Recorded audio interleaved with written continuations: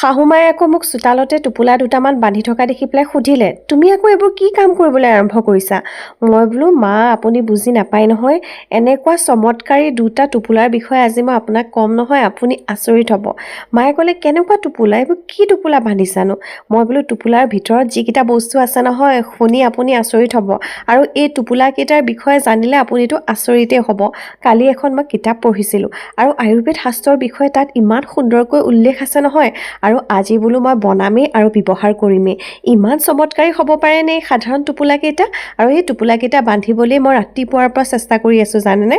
বৰ এক্সপাৰ্ট নহয় বাৰু, ইমান ধুনীয়াকৈ পৰা নাই। তথাপিও কিতাপখনত যেনেকৈ লিখিছিলে তেনেকৈ কৰিবলৈ চেষ্টা কৰিছোঁ দেই। একদম পুৰণি কিতাপ আছিলে আৰু সেই পুৰণি কিতাপখনত আয়ুৰ্বেদ শাস্ত্ৰৰ বহুতখিনি গোপন ৰহস্য আছে। আৰু এই গোপন ৰহস্যৰ বিষয়ে মই শাহুমাক ক'বলৈ আৰম্ভ কৰিছোঁ। শাহুমায়ে কৈছে, কি আছেনো? মোকো বোলে অকণমান বুজাই পেলাই কোৱাচোন।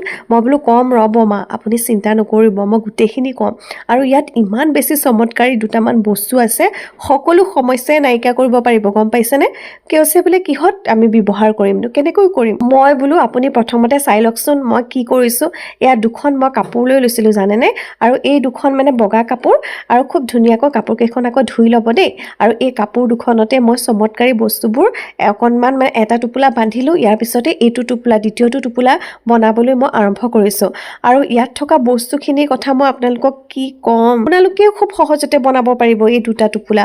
আৰু এইটো এটা পুৰণি পদ্ধতি হয়, অতি পুৰণি কালৰ পৰাই এই পদ্ধতিটো ব্যৱহাৰ কৰি পেলাই তেওঁলোকে সমস্যাবোৰ সমাধান কৰিবলৈ চেষ্টা কৰিছে। এতিয়া সমস্যা সমাধান বুলি কৈ আছোঁ, কিহৰনো সমস্যা সমাধান, গোটেইখিনি ভাঙি পাতি কম ৰ'ব।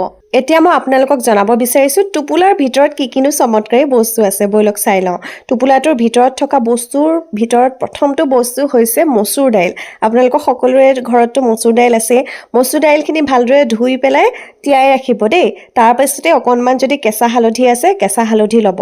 তাৰপাছতে মই পতাত আৰু পিচিবলৈ গ'লোৱেই নহয়, বাহিৰতে চোতালতে লেপেটি খাই পেলাই বহি লৈছোঁ। তাৰপিছতে এই মচুৰ দাইলখিনি পিচিবলৈ আৰম্ভ কৰিছোঁ। ইয়াতো সৰু সৰুকৈ মই টুকুৰা টুকুৰ কৰি পেলাই হালধি লৈছিলোঁ। এই দুইটা বস্তু প্ৰথমতে পিচি লৈছোঁ।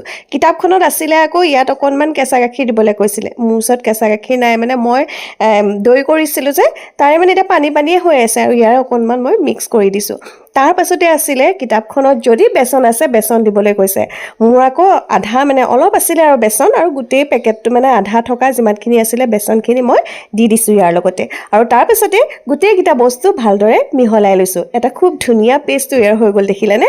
এতিয়া আকৌ আমি টোপোলা বান্ধিব লাগিব। টোপোলা বান্ধিবৰ কাৰণে আপোনালোকে বগা মানে এনেকুৱা কাপোৰ লৈ ল'ব, সৰু সৰুকৈ ৰুমালৰ নিচিনাকৈ। তাৰপিছতে আকৌ বান্ধিবৰ কাৰণেও মই এনেকৈ লৈ লৈছোঁ, ইয়াৰ পৰা কাটি লৈছোঁ আৰু দুডাল।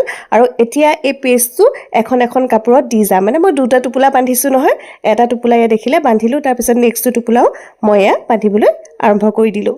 আপোনালোকে যদি আয়ুৰ্বেদ শাস্ত্ৰত পটলি ট্ৰিটমেণ্ট কি তাৰ বিষয়ে যদি পঢ়িব বিচাৰে, খুব সুন্দৰকৈ উল্লেখ আছে, আপোনালোকে পঢ়িব পাৰে। এইটো এটা পুৰণি পদ্ধতি হয়, ছালৰ যিকোনো ধৰণৰ সমস্যা নাইকিয়া কৰিবৰ কাৰণে এই পটলি ট্ৰিটমেণ্টটো কৰা হয়। ইয়াৰ দুটা টোপোলা লৈ পেলাই আপোনালোকে খুব সুন্দৰকৈ আপোনাৰ মুখত মালিচ কৰিব পাৰে। এই মালিচৰ সহায়ত আপোনাৰ ছালৰ বহুতো সমস্যা নাইকিয়া হ'ব। বলি ৰেখাৰ সমস্যাৰ পৰা ধৰি ছালৰ যদি উজ্জ্বলতা একেবাৰে নাইকিয়া হৈছে, ছালৰ উজ্জ্বলতা বৃদ্ধিত সহায় কৰিব। ছালখন মিহি আৰু কোমল কৰি তুলিব। আপোনালোকে এই পটলি ট্ৰিটমেণ্টটো কৰি চাবচোন। মই আকৌ আজি এই টোপোলা দুটা বান্ধিলোৱেই নহয়, আজি মই কৰিম, আপোনালোকেও কৰিব দেই।